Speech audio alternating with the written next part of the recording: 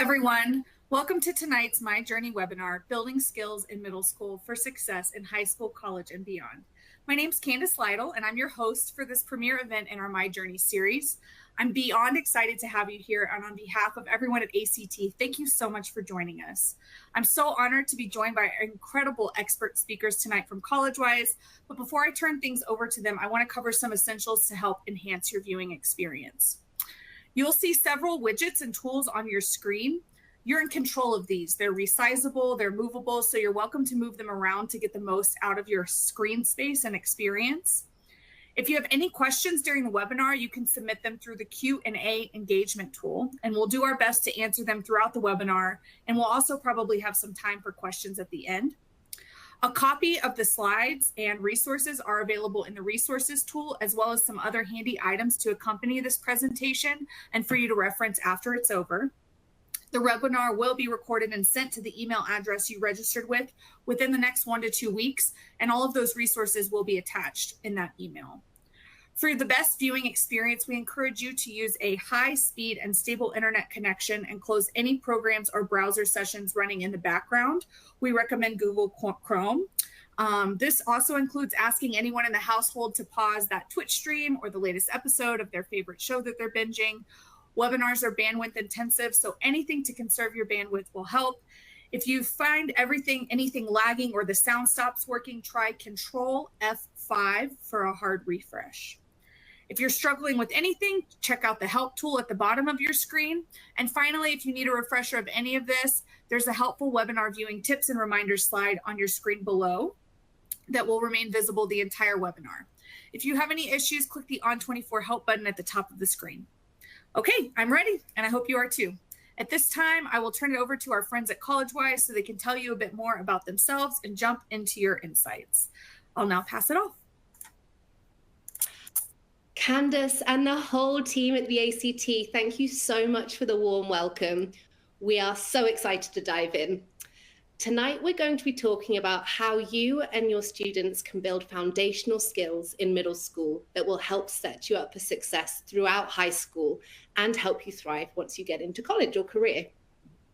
I'm Belinda Paris, the Director of Partnerships here at Collegewise, and I work closely with fantastic organizations like the ACT and schools around the United States as well to help bring Collegewise's college preparation and admissions expertise to as many families as possible.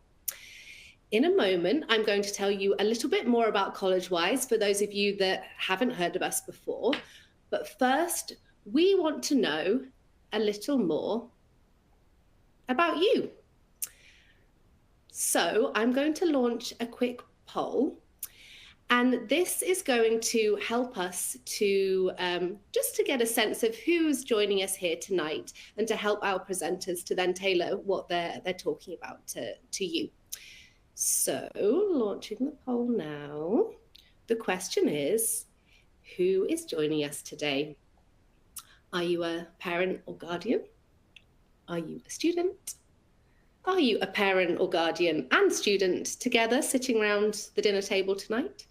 Or are you a counsellor educator? So after you've selected your choice, make sure you remember to hit the submit button as well. I'm just going to give you a few more moments. It looks like we've had about 40% of attendees answer so far. I'll just give you a little bit more time. Okay. Let's see. Okay, so the results are in, and it looks like we have a nice mixture across the board here. We have some students, mostly parents and guardians, and then some families here together, and also some counsellors and educators. Well, that is excellent. Thank you so much, all of you, for being here to learn more about middle school success skills. So now I'm going to introduce you to Collegewise, and I'll start with our mission. Collegewise is a college admissions counselling company with a very strong philosophy to be the most trusted source of expert advice to help students access the transformative powers of higher education. Well, what does that mean? There is a lot of noise out there for families, and it can be hard, I think. Well, no, not I think, I know that it can be hard for families to really figure out who to trust when they're hearing this thing from a neighbor and maybe this thing from the news or this Instagram post or whatever it might be. Collegewise really has this goal and is very successful already in achieving this goal of being that one source of truth, so that families and school counselors know that when they come to Collegewise, they are getting the best, most up-to-date information to support students with their journey to college. So we do things like research, we publish papers, we attend conferences, we do all of that work so that when you're a parent with a child that's going through this process, you don't suddenly need to become the expert on the college admissions. You already have full-time jobs in a lot of cases, and you're busy with your families, so you don't need to worry about that. Collegewise is here to do that for you. So beyond our mission, here's a little bit more information about Collegewise. We help in three main ways. The first is that we offer a huge amount of free resources. So webinars like this one with the ACT, we also host a lot of our own webinars. We publish ebooks and white papers. In fact, we recently published a white paper on creativity in the STEM college admissions process and how that is changing. So all of these sorts of things are happening on a weekly basis to make sure that we have resources to support every kind of student who's pursuing every different pathway. So definitely check out our website for more of that information. And we also have some of our resources that we have worked on with the ACT as well. So you can find some of those resources on the ACT website too. So that's the first way that we support families. The second way is that we work directly with families and students for one-to-one college counselling. We also do tutoring and ACT, SAT test prep, and we provide courses to work specifically on building middle school success skills.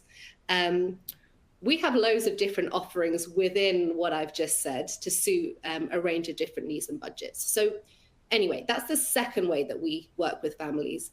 The third way is through the work that we do with schools. We know that not all schools have a huge budget, and that's okay. Collegewise really wants to make sure that we're doing as much as possible to support schools with a range of resources, again, for every budget level, including zero budget. So we do things like webinars, workshops, provide free resources. We do professional development for school counselors, a whole range of different things so that we are ultimately supporting even more students through the work that we do here. So Collegewise started in 1999, and we actually just celebrated our 25th birthday. In those 25 years, we have helped over 30,000 students, which is pretty incredible. And I'm excited to be part of the team that is continuing to support hopefully millions more students in our next 25 years. So now I would like to introduce you to our amazing speakers for tonight. Firstly, Michael Cohen. Michael is the Director of Instruction for our Collegewise tutoring team. And before joining Collegewise, Michael instructed at Temple University, where he earned his master's degree and continues his doctoral studies. Michael has worked with hundreds of students, and he also developed the Collegewise Success and Leadership Skills programs for Collegewise. Those courses designed specifically to support middle and high school students with the foundational skills that they need to be successful at college and beyond. You'll also be hearing from one of our Collegewise college admissions counselling experts, Kayla Brown, who before joining Collegewise spent time on both sides of the desk as both an admissions officer at Vanderbilt University, also her alma mater, and as an associate director of college counselling at the Marist School in Atlanta. You are going to learn so much from this presenting duo. So enough from me for now. I am now going to hand over to Kayla to kick us off. Thank you so much, Belinda. I appreciate that warm welcome and introduction. Good evening, everyone. Michael and I are so excited to be chatting with you all. Just want to give you a very quick rundown of what our agenda will look like and the topics that we are hoping to cover. We're going to start by really setting the scene and giving you some contextual information about the importance of academics and holistic admission. And then I'll pass it over to Michael, who will really be getting down and providing you all with study strategies, study methods, time management tips, some really helpful information.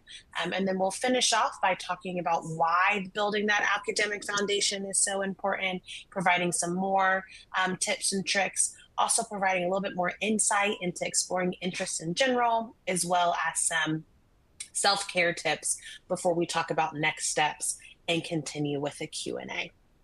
So let's go ahead and get started, everyone. So like I said, we really wanted to set the scene and provide some contextual and foundational information for our presentation today. Some context to help you all further understand why building these skills is important. Ultimately, colleges will evaluate a range of factors when determine a student's fit for their community. And that range of factors boils down to something called holistic admission. So it's looking at a student's academics, how they perform, their transcripts inside of the classroom, looking at the student's standardized test scores like the ACT that is used in conjunction with the academic transcripts to determine that academic strength of the student. It's looking at a student's extracurricular activities and awards, what your student potentially values outside of the classroom as they've been navigating all of high school. It's paying attention to the letters of recommendation, which are those letters that teachers and counselors will write on behalf of your student, advocating and explaining the amazing student that they've been both inside and outside of the classroom, which then allows the college to help understand what type of student and person you are or have been during those 4 years of high school. And it also includes essays, which are a wonderful opportunity for a college to get to know a student directly through their words, through the story that they choose to tell. And all of that really goes together when a college uses holistic admission to evaluate applications and to make their decisions about who they do and do not want to admit. But ultimately, academics are the foundation to the entire application. It's the foundation to the student's story. One of the examples that I like to use is think about a student's potential application as a pizza. The crust are the academics. It's what holds the pizza up.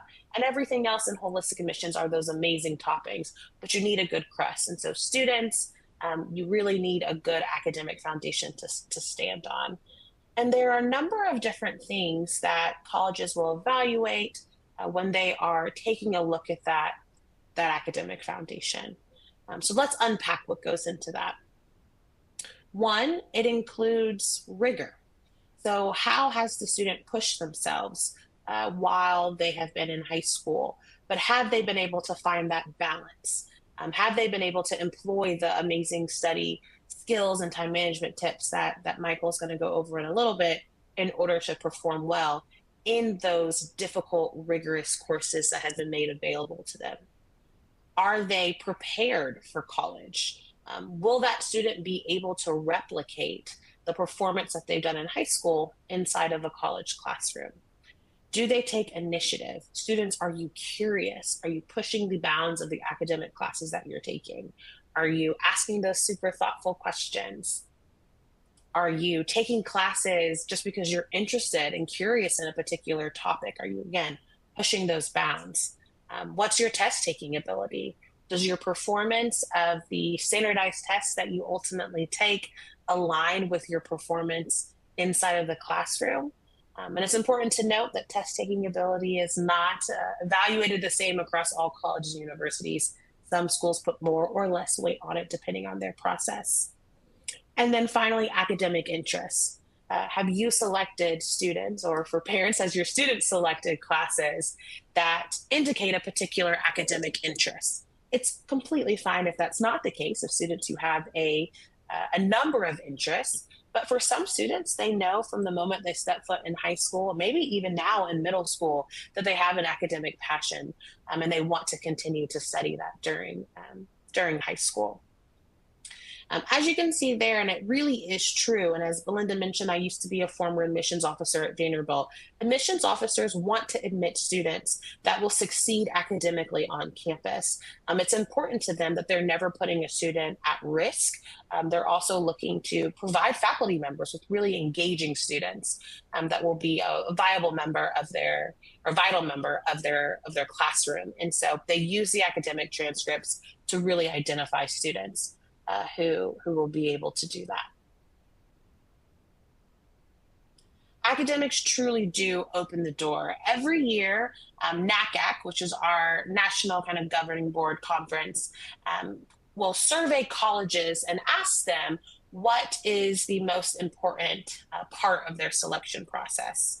And every single year, academics are at the very top of one of the most important parts of the admissions process, which is why, like I said earlier, Michael is going to provide some really excellent information on how to build those super strong habits as you head into high school and beyond.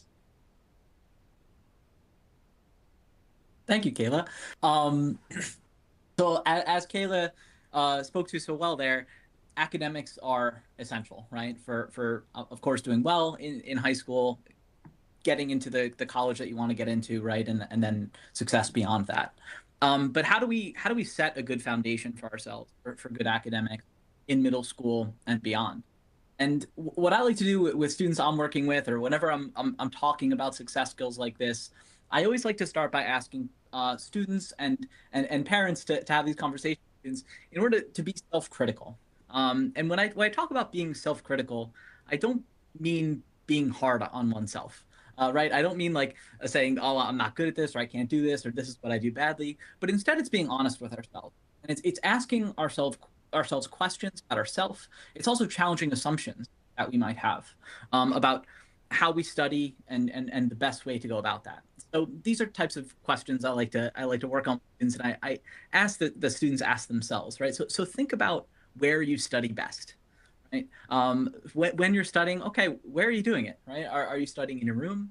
Is your room in order, right? Can you find the papers that you need? Or maybe you like to study when I was in high school and in AP Calc, right? And I studied a lot at Panera with my friends, right? And I learned very quickly that, okay, maybe it's not bad, right, to go study with your friends sometimes, but I wasn't getting a lot of studying done, right, out at Panera with my friends. So I needed to find a different place to study in addition to going out with my friends to study. So think about where do you study, right? But also when. A lot of times, again, I'm gonna use stories from my own experience here. When I first started taking really challenging classes, a lot of times I had sports after school, I had extracurriculars, and I would end up studying late at night, right? And I found that it just wasn't clicking for me, right? I was very tired and I wasn't doing my best work. So I had to change that. I had to start studying maybe on Saturday mornings, right? Later in the day, maybe a little bit, and then study a little bit on Saturday, a little bit on Sunday, in order to make that week easier for myself. So thinking about when you study best, right? And also being honest with yourself about what do your notes look like, right? You're taking notes in school, you're studying. How good are you at taking notes, right? And what's the best way for you to take notes, right? So some people learn best just by sitting there and trying to absorb as much as what the teacher is saying, and then trying to process it maybe after school. We'll talk about strategies for that, right? But or maybe, right, you do take diligent notes, but maybe you're taking such diligent notes that maybe you're missing some important things that the teacher might be saying or emphasizing. And so it's important to be honest about what do your notes look like? How are you doing those notes? And what are ways that maybe you can improve those notes? It's also really, really important to take breaks and set a schedule, right? So there's a danger kind of on both ends of studying, right? Sometimes we can study too much, and we're not giving ourselves enough breaks, right? And maybe we're losing sleep, or we're not really doing our best work because we're so stressed and tired all the time. And it could also go the other direction, right? Maybe we're not doing enough studying. And so trying to set a balanced schedule for yourself. We'll talk a little bit about ways that you can do that when we talk about study methods. Also asking yourself how you're studying, right? I think when I first started studying for challenging classes, I assumed that it was like, okay, just open up the textbook and just sit there and read for an hour, right? And that's how you study, right? Or maybe watch a YouTube video or something like that. And it took me time, right? It took me time to learn that no, there are different ways to study for different topics, for different classes, for different courses, and even within a single course, right? There are different ways to study for different parts of a test. And so thinking about the different methods for different situations. Again, we'll talk about that on the next slide. And then later we'll also talk about rewarding yourself and making sure that you're doing self-care, right? So all of these things are important kind of at the outset. Questions that we want to ask ourselves, assumptions that we want to challenge. But then, okay, now maybe we've identified where we study, when we're going to study, but what are some methods to actually to study, right? What are some different ways we can approach studying for different tests, quizzes, maybe even standardized exams like the ACT? So the first type of method, right, that has tons of studies have shown that it's a very, very important thing to do when you're studying, regardless of the specific method you're using, is using spaced repetition. Now, if you Google spaced repetition, you'll see a lot. There's a million of them, right? There's like 1, 2, 5, 7, 14, right? There's a bunch. You'll see a bunch of different numbers, and you can kind of poke around and find different examples of them online. But really, the heart of spaced repetition is the idea that you're spacing out studying over time, right? That we're not just cramming right before a test. And in fact, the best time to study, studies have repeatedly shown, is actually right after you first learn something. Now, it might sound counterintuitive, right? Like, what? I should really study right before the test. And it is good to do a review before a test. But the best time to study something is actually right after you've learned, right? So if maybe you start a new unit in a history class. I'm going to use kind of a history class as an example throughout here. Maybe you start a new unit on World War I in a history class. Right? And the best time to study the topics that you've covered in class, right, is actually that night. Right, so going home and studying that night, and then spacing out your study sessions such that the time that you're taking in between the sessions is actually increasing. So maybe you study it the first night, and then maybe you study it the second night. And then now that you've done 2 days in a row, you take 2 days off, and then you study it that fourth night, right? And then you take 3 days off, and then you study it the seventh night, and then maybe 7 days off, and then the 14th night. And so maybe you start a unit right on World War I, and there's a test in 2 weeks. Maybe you set up that schedule, like, okay, I'm going to set those 5 study sessions, right, in order to prepare for this test, increasing my time and making sure that I'm doing one last review session for the test. So spaced repetition is something that I always recommend.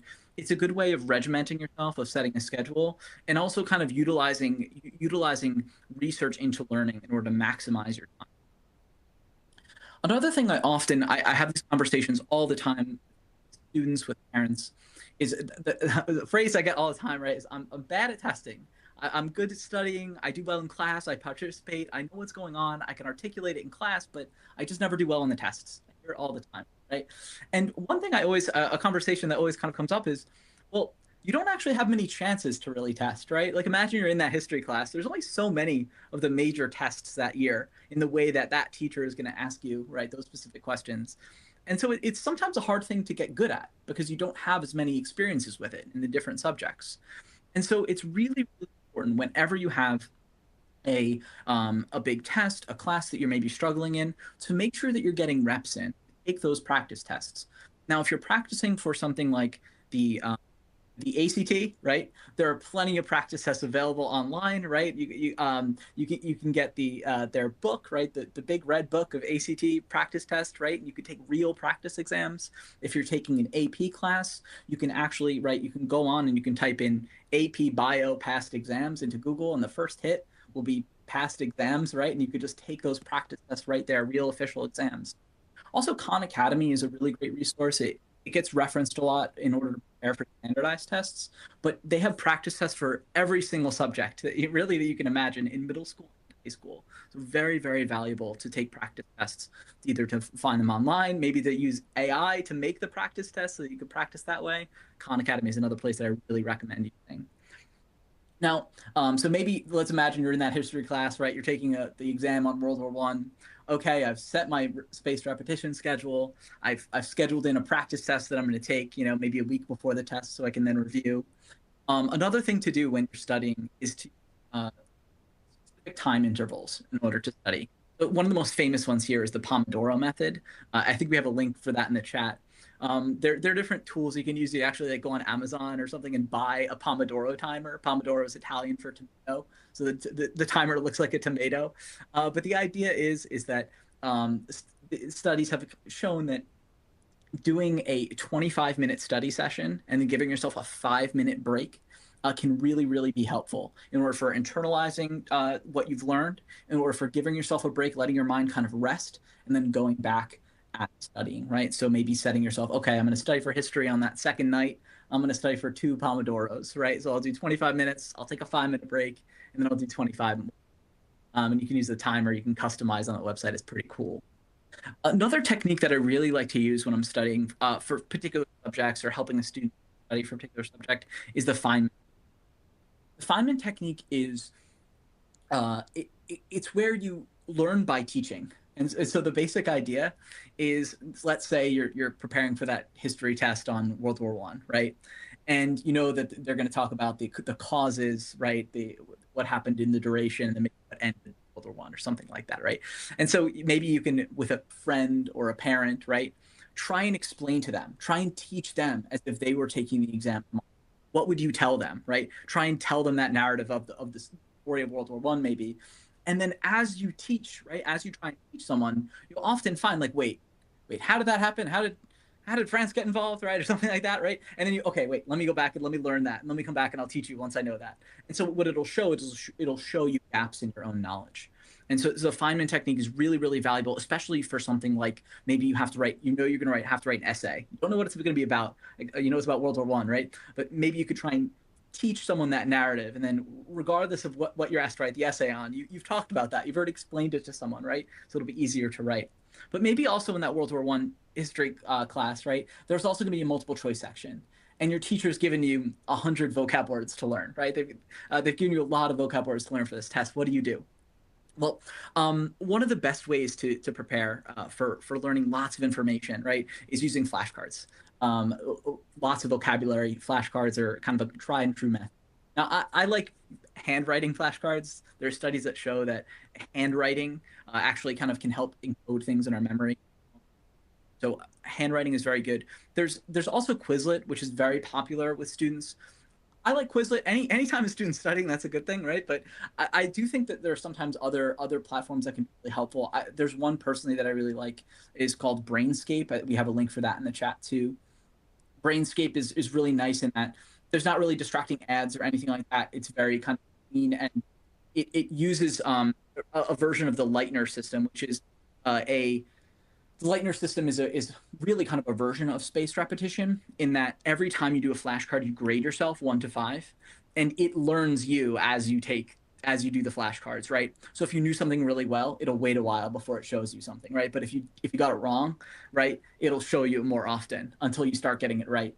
And so it's kind of a nice way of like gamifying learning, and it's also a way of really using the science of learning, right, to help you improve and get better. So lots of different methods you can use. This is certainly not an exhaustive list, but it is a good place to start, right? So imagine that history test, and okay, I'm going to do spaced repetition. I'm going to take one practice test. When I study, I'm going to set certain time intervals for myself. For the essay, I'm going to practice teaching someone. And then for the vocabulary, for the multiple choice, I'm going to use flashcards to learn those, right? It might depend on the subject you use, but good place to start. Another thing that can happen when we're maybe using these methods or setting this spaced repetition schedule for ourselves is we can sometimes fall into traps. And so we want to try and avoid those traps as much as possible. The first one I know I'm definitely guilty of, right? I'm like, oh, of course I'll remember that. How could I ever forget that, right? Like, this is so important. Well, you will forget it, right? There's too much that you're responsible for, even in middle school, right? There's things there's classes you have to take, there's social life, there's extracurriculars, there's family, right? there's so much that it's so important, right? To make sure that you have a system, whether that's a schedule that you're writing things down, whether it's a Google Calendar or something on your phone.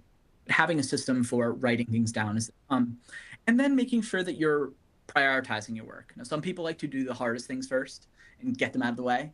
Other people like to do the easiest things first and kind of like build up momentum. And different people have different preferences, right? And there's no right or wrong way to do it. But make sure that you're critically thinking about it, right? That you're thinking about, let me think about the order in which I do these things, right? And sometimes you'll have interesting answers for yourself. And also always monitoring your time per task, right? It's very easy to sometimes get lost. Maybe you're studying for something. I just studied for that for way too long. I have other classes I have to take, right? This isn't the hardest test I have to take. And it's really important to make sure that you're monitoring your task. The Pomodoro method is really great for that. Another thing that a question that comes up a lot when I'm having these conversations with students, with families, is what about multitasking, right? What do you recommend about multitasking? And in general, I recommend try to avoid multitasking, right? Try when you have a difficult class, when you have something you're preparing for, to focus on the task at hand if possible. However, multitasking does have some pros, and there are ways that we can use it, I think, effectively. So, right, it can make you more efficient in some circumstances, help you with flexibility, adaptability. It can make you more productive. But really, when I think of multitasking, what I asked students, parents, even in your own life, right, to do in your life, you could think about this. What are ways in which maybe that you're not replacing that study session for that history test, right? You're not replacing it by doing something else at the same time, watching a TV show or playing a video game or whatever that might be. But instead, you can find ways to layer in, right, extra stuff to help you prepare, right? Whether it's for work or whether if it's for school, whatever it might be, in order to add enrichment into your life, right? So I'll give you an example of something that I did in my life, right? So when I was in graduate school, I had to study French for an exam, and I had my Pomodoros, right? I had my set study time for French where I would just focus on that. But I also think about what are other things that I can do, right? Maybe I can download an app on my phone to study French vocabulary a little bit when I'm in the car, or like when I'm a passenger in the car or something, or on a train home. Or maybe I like to play video games sometimes, right? Maybe I can change the language of my video games to French, right? And so in order to have to play them, I would have to try and like decode what they're saying, right? Or have to learn the vocabulary that way. So there are things that you can do, right? In addition, right? Maybe you have an extra study session with your flashcards while you're watching The Office or something on TV, right? It's not replacing your studying, but it's an add. And so taking a second to think about how can I do that in my life, right? Can often helps us think critically about ourselves and help us improve in some of these areas. And so hopefully some of these study methods, some of these recommendations about, asking these questions of ourselves has been helpful. And Kayla's going to take over here, and she's going to talk about how important is that right away, doing well in your freshman year and then beyond. Thanks so much, Michael. That was really great. Very helpful, and I wish I had some of these tips and tricks when I was starting off high school myself, for sure. So like Michael said, I mean, I think that all of these amazing tips and strategies that you can employ should be taken right into ninth grade. And I think it's a lot of questions, or it's a big question that we can consistently get from our students, even the ones so young, is do colleges even consider those freshman year grades, or how important is the ninth grade? As you're starting off to build that foundation, a lot of students want to know, is it the most important grade? Is it the least important grade? And I would say it's a little bit of both. Grade 9, your ninth grade year, really helps you set that foundation, build those strong skills. And it's the most important because, again, you are building those skills and building that foundation. But on the other hand, it can be seen as not as important because you're probably going to change, and the things that you are interested in now may shift as you get older. So looking at the ninth grade, this is when you want to cast a wide net. It's when you want to take those core subjects that you have to start identifying those academic interests and where you as a student have the potential to excel the most. So you want to, again, kind of look at yourself from a high level view. Start to realize, do you lean more towards the humanities, more towards STEM, and how will you be able to take advantage of that? As you head into grade 10, this is where you are, in essence, staying the course. So ninth grade was exploration. Grade 10 is staying the course. Are you staying on top of the courses that you've selected? Again, continuing to take those prerequisite classes that you may need to graduate. And then as you head into your ninth grade year, that's when you can begin to highlight. So start to pick up that academic rigor, really taking advantage of the maybe flexibility in your high school's curriculum where you can tap into some of those academic interests that you have and challenging yourself with both AP and IB courses. I did get one question in the chat about how colleges will evaluate rigor if your school does not offer AP or IB. And I did just want to quickly highlight that rigor across all of those years is contextual. So you want to take the hardest level or the highest level of classes made available to you at your particular high school. So whether that's AP, IB, honors, dual enrollment even, you want to take advantage of that during those 9th, 10th, and 11th grade years as they are made available to you. So building this strong academic foundation takes some intentionality to ensure that you're setting yourself up for success. So it includes these additional tips, as well as, like I said, those wonderful strategies that Michael gave you an overview of earlier. So one, you really want to find what academically interests you and how you can explore that. If you are a student who leans more towards STEM or more towards the humanities, take advantage of those offerings that your school has within those areas. One, it might make it a little easier to study if you are interested in the subject. And two, hopefully it will allow you to maybe add some curiosity or some academic initiative into those classes as well. Two, be intentional about your course selection and how you progress through each year. And so, as you're heading into high school right now, students, as you're thinking about how you're going to study, also think about what you're going to study. As you're selecting your classes for 9th grade, go ahead and maybe look down the road at 10th, 11th, and 12th grade as well. Think about what are the classes that you may want to take your senior year. And as a result, what classes do you need to take in those previous years to ensure that you're able to make it to that particular level? As you're looking at all the classes that you're going to take, is there a balance of rigor? If you have the opportunity to take an honors class your freshman year, or maybe even an AP, because some schools will offer that, do you have a full balance of those courses so that you can perform the best as a student? Not all students need to take all honors classes or all AP classes because you want to perform the best. It really is a sweet spot that you have to find in order to pick up that rigor, but also continue to perform well. So be very, very intentional, students, and families. Encourage your students to be intentional about the courses that they're selecting. And three, consider how you're demonstrating your skills, your interests, and again, your academic rigor. So it really is a synopsis of everything that I said. Really make sure that you're setting yourself up for success and really putting your best foot forward academically.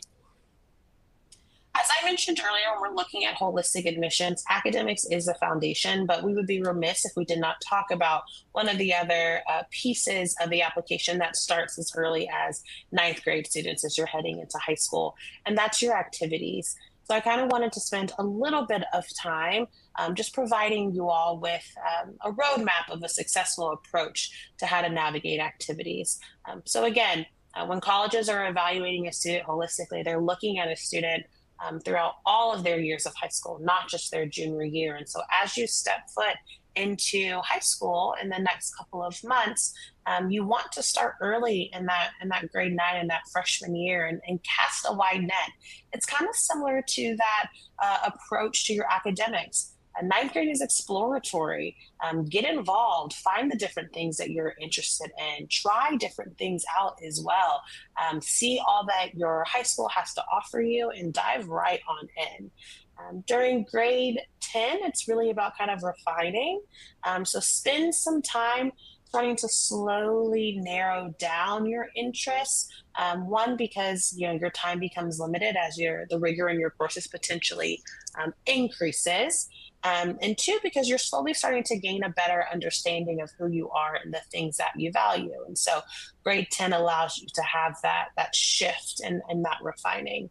And then as you're looking at, grade 11, your junior year, you can view this as a diving in, if you will, where most students will tend to pick 1 to 2, maybe even 3 activities that are the most interesting to them and dive into them deeper and scale them, make them bigger, try to figure out how they can either have an impact in that particular activity or organization or through that particular activity. They're really being intentional about the impact that they want to have. And then grade 12, of course, students are continuing their activities at that point in time, but by then you're really starting to focus on how you're going to brainstorm, how you're going to present all of your activities on your application in the most effective way. So again, you can kind of see how the activities somewhat align to some extent with the same approach that you should take to your academics as you make your way through high school. And here are some mistakes that we want to implore you to avoid, or your student to avoid as they're thinking about their activities.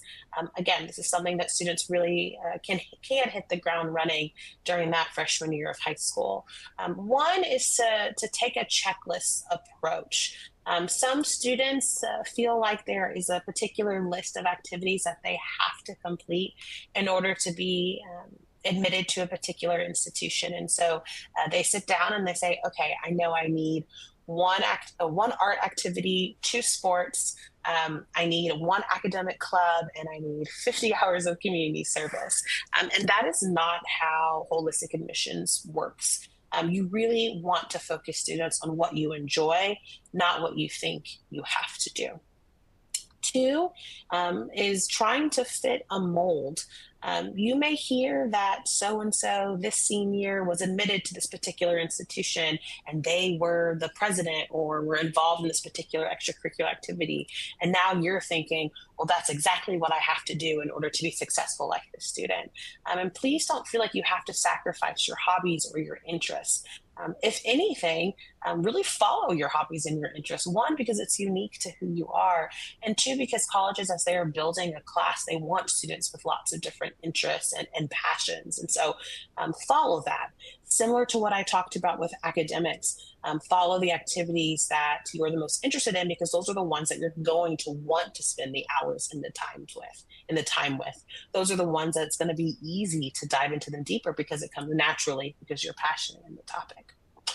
The third mistake to avoid is to focusing more on a title and less on impact. Students, remember, there are all different types of leaders. You don't need a particular title to make an impact. I was working with a student recently who was a part of a volunteer organization at her high school. She had applied and ran to become president, and she didn't win. And she was devastated because she thought that was the only way that she was going to be able to have an impact on that particular organization and to be a leader. And I encouraged her, let's think of other ways that you can be a leader. And so she began to think about, the communities that she cared about and how she could give back to them. One in particular was a refugee community. And so she made the decision to create a project within that organization. And she led that. She was not the president, vice president, or anything like that, but she was able to make an impact as a result through that particular organization. And the fourth mistake to avoid is not giving yourself enough time. And that's why we were talking about it this evening. Start early. Students, start really thinking about the things that you are passionate about now in 8th grade and things that you're going to want to continue when you make it to high school. Do not wait until your junior year to try to join as many organizations as possible to be able to add them to your resume. Start now. So if your high school offers an activities fair at the beginning of the school year, make sure to go to that. If you have an orientation, a freshman orientation, where they're able to provide you information on those different organizations, tune in as well. Really start to cast that wide net as you start off in high school and then take steps from there. But we understand, like, all the information that we've given you this evening, it can be difficult to some extent to figure out how to balance all of this. So I'm actually going to pass it right back to Michael, who's going to finish our conversation and give you all some advice around self-care during this really busy season. Thank you, Kayla. Yeah. So, I mean, as we've seen, right, colleges consider the entire kind of picture, right, that you're painting as you go throughout high school when you're applying to colleges and beyond. So it's important not to, as Kayla illustrated with that story, right? It's important not to get hung up on one single thing, on one single title, right, or one single opportunity, but instead to consider, right, everything you're doing and making sure that you're taking care of yourself is kind of that first thing that you're doing, right? So making your sure that you're giving yourself well-deserved breaks, not just the 5 minutes in the Pomodoro, right? But making sure that you're giving yourself breaks and not spending every single moment studying or in some kind of activity, that you have some downtime to kind of be creative and explore what other things interest you and find those interests and just be a human being, right? That's really important too. Not to procrastinate and pile on the pressure, right? So like things like the spaced repetition method of setting, all right, I'm gonna study this day and this day and this day. It's not just to do well on the test, right? That's not the only goal. The goal is also to help free up time, right? And to help take stress off of your life, right? And okay, I have a plan here. I know what I'm going to do to study for this test, right? I don't have things at this time. Okay, I can enjoy that time. I don't have to worry about something looming or the fact that I'm procrastinating. This is kind of a part of the plan. Another thing that's really, really important is to eat well, stay active, sleep. Sleep is probably the most important thing. Making sure that you're getting a good night's sleep. Right, just as important as cramming and studying, right, is getting good night's sleep before that test, right? I tell my students right before the ACT, right, don't necessarily cram the night before the ACT. The most important thing is making sure that you're getting a good night's sleep that night before the test, right? So really, really important. And asking for help before you feel burnt out. I saw a great question in the question and answer box, and the question was, the students said that they felt frustrated when they ran into like roadblocks on homework or assignments, whatever it might be. And what do you do when you encounter that? And I thought that was such a great question. And I think what I try and do is, right, we want to see roadblocks like that, whether it's a problem that you don't understand or an assignment that you don't know how to approach. We want to try and see them as opportunities, right? The fact that you're having trouble shows me, right, that you're trying, right? That you're trying to do so. That's 90% of the battle, right? That you've taken the time to approach this homework, that you're finding something that you're not getting for whatever reason. It's not clicking right away. And that's not a bad thing. That's not a personal failing. It's an opportunity to seek out help, right? So that tells you like, hey, I had a problem with question 17. I think we covered it in class. I can't seem to get it. I don't know what's going on here. Well, maybe you go in early that morning, right? And see if you can meet the teacher before class and talk about that problem. Or maybe call a classmate and say, hey, what did you do for question 17? How do I approach this? And maybe they can explain. And them explaining will actually help them too. It'll help them understand. So in some ways that it's helping them as well. And so asking for help and looking at those roadblocks as an opportunity for improvement, right? An opportunity to grow. And it's better that it happens then than on test day, right? Or it's better that it happens early and you're identifying it. It's important to take care of yourself, you know, throughout the process. So that's it for me. I'm going to pass it off to Belinda, and she's going to talk a little bit more about Collegewise and how we can help. Well, thank you so much, Kayla and Michael. I always learn so much listening to you, so thank you. We do have time for some questions, and we have a few coming in, but if you still have a burning question in your mind that you'd like to ask Kayla and Michael, then do feel free to put that in the Q&A box, and we'll try and get to that at the end and answer it live. We have also had a few questions come through about how Collegewise can help and support with this process. So I'm just going to spend about 1 minute explaining that before we jump into the Q&A. So there are a few things to say. First of all, you can work with Collegewise, as I said at the start, by working with a dedicated counsellor. So we work one-to-one with students.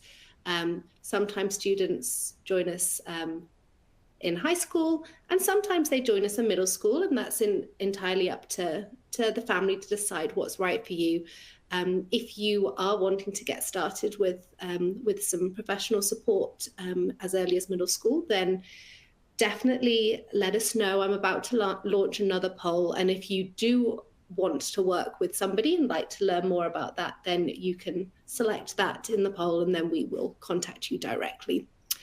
We also do tutoring and test preparation, as I mentioned, and middle school success skills. There's a whole range of different ways that we can work with students. So that's the first thing. The second thing, which is so, so important, and I want every single one of you to remember this, Collegewise produces so many free resources. It's a big part of what we do to make sure that we're supporting all families, no matter whether they work with us directly or not. So definitely, when I launch the poll, if you aren't interested in working with us directly, but you are interested in getting access to some more free resources, you can also select that in the poll as well. And then the final thing is I've been getting lots of questions about things like financial aid, applying as a first-gen student, applying as a homeschool student, college admissions for students with learning differences. All of that kind of stuff, that is covered within a lot of our free resources. So again, if you are one of those types of students or any number of different types of students, or you have those kinds of questions, again, I would recommend you check out our website, our blog, our resources for that free advice that we have there for you. So I am going to launch the poll now. So you can let us know if you would like us to reach out to you directly, select A, and one of our program advisors will speak with you to build a personalized plan. If you'd like some more information about Collegewise, let us know that too. If you just want the free stuff, that is cool. That is fine by us. We will be sure to keep you informed about those. Okay, I'll just give you a few more moments.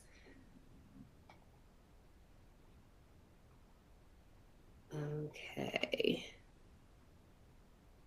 Just give you a few more moments to answer that one. And then we'll move into the Q&A. As I said, we do have a few minutes for the Q&A. So if you haven't, okay. I was just about to say, if you have more Q&A questions, pop them in the box. But we have now had a flurry of questions. So definitely do pop them in and we will quick fire get through as many as possible. All right. Thank Belinda, you. I'm just chiming in real quick. This is recorded. It will be sent to you. And we also have it on the My Journey page within a week. I've got like 15 questions in here about the recording. So just to let people know, this is recorded. It will come to your email and it will be on our My Journey page as well. Thank you for jumping in there. Okay. Yes, it will be recorded. So thank you. So one final thing before we get into the Q&A. I wanted to make sure that if you are an educator, you are a counselor, and you would like Collegewise to provide some resources for your school, free or otherwise, you can scan that QR code. That will go through directly to me. I'm the Partnerships Director at Collegewise. So if you are interested in learning more about how Collegewise can support your school or you as an individual counsellor, then you can definitely connect with me and I can give you more information about that. If you are a family and you are desperate to work with someone right now, then you can select that QR code and we will jump you to the front of the queue. Okay, so over to the Q&A now. Let me see what we have here. We've done, Candice has done an excellent job of answering questions as we've gone through.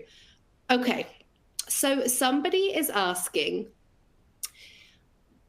they are a student and they are very prone to procrastination.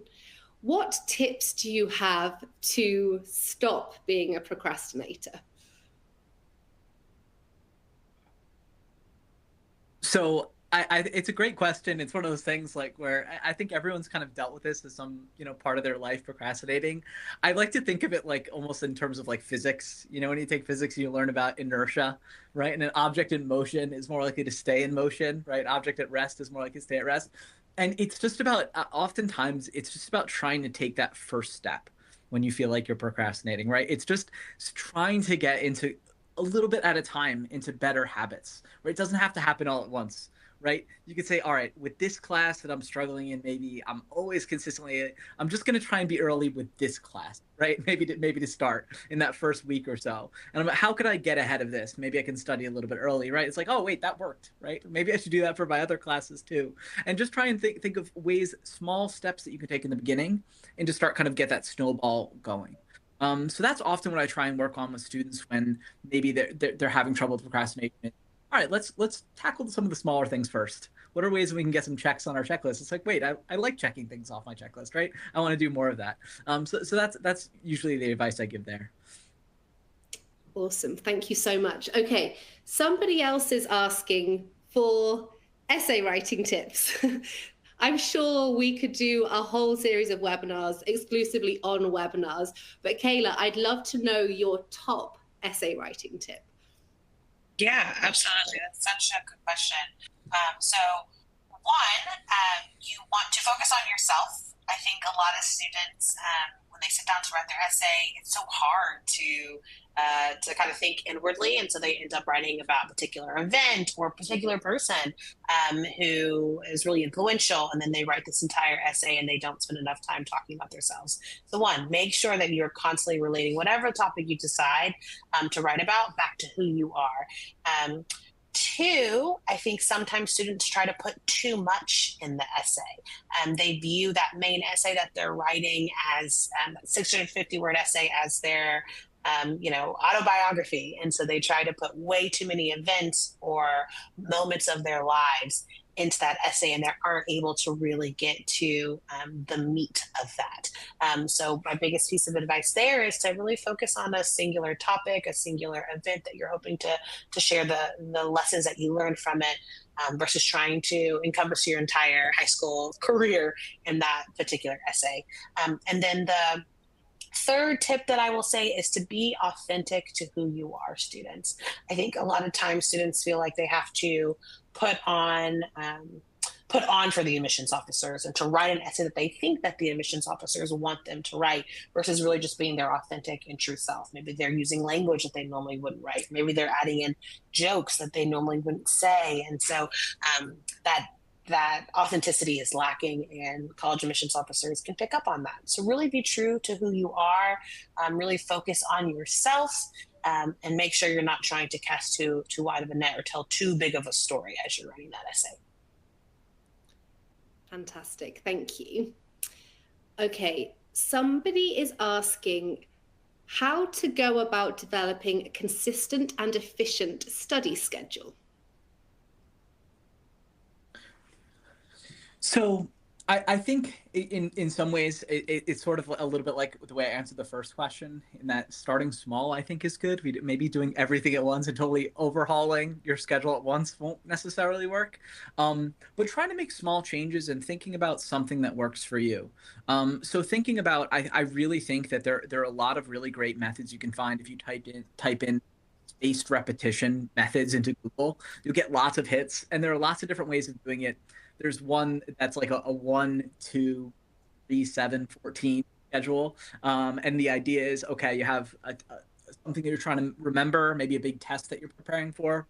Well, think about it maybe 14, right? And kind of use that regimented schedule and just setting kind of a guideline for yourself. Okay, this is the pattern I'm going to follow, and see how it works, right? We also always want to be, we always want to be continuously critical of ourselves, right? And again, not hard on yourself, but asking those questions like, how did that work for me? Maybe I needed to adjust that a little bit, right? Maybe I need to kind of update the program a little bit. It's about trying different things and finding what works for you. Using one of those methods, and then when you're actually doing it, using something like a Pomodoro timer to just kind of set guidelines for yourself at the time can be really, really effective. And the Pomodoro's automatic is like 25 and then 5 off, but you can adjust that too, right? You could say 25 is too much for me. Maybe I need to start with 15 and then build up to 25, right? Kind of building up your endurance or something like that. You could always do that too. So find what works for yourself. But try and find a structured method that's been developed in order to start. And then you can always tweak it from there. Okay, wonderful. Thank you. Well, I think that's it for questions. So I'll hand back over to Candice to finish us up. Thank you. Awesome. Thank you so much to Collegewise, all of our incredible presenters, Belinda, Michael, Kayla. You did such a great job. These insights are so valuable, and I know that they really help in what can be such an overwhelming time as students are starting to explore, those options in middle school. We so appreciate you being here with us and helping to further the mission of supporting our students and their champions. One last item before we say goodbye. When the webinar ends, there's going to be a survey that pops up, and we would love it if you could take 5 minutes to let us know how we did and how we can best support you in the future. This is the first middle school centered webinar that we've done, so we're really looking for feedback so that we know what topics to offer in the future and how we can support middle school families and students. So on behalf of Collegewise and ACT, thank you so much for joining us, and we'll see you at our next My Journey event.